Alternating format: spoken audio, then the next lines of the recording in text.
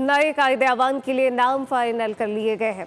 आज़ाद कश्मीर में सियासी पेशरफ हुई है। नए कायदे आवान के लिए नाम फाइनल किए गए। ज़राए के मुताबिक पीपल्स पार्टी ने चौधरी यासीन को आज़ाद कश्मीर के नए वज़ीर आज़म के तौर पर नामजद कर दिया है। ज़राए का कहना है कि पीपल्स पार्टी की मरकज़ी क़यादत ने मुत्तफ़िका तौर पर चौधरी यासीन के नाम की मंजूरी दी।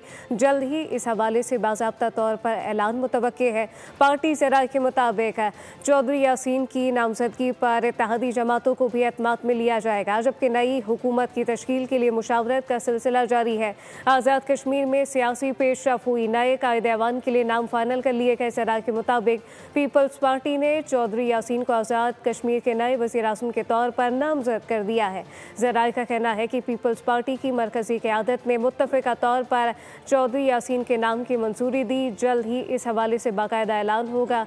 पार्टी ज़राए के मुताबिक चौधरी यासीन की नामजदगी पर इत्तेहादी जमातों को भी एतमाद में लिया जाएगा, जबकि नई हुकूमत की तश्कील के लिए मुशावरत का सिलसिला जारी है।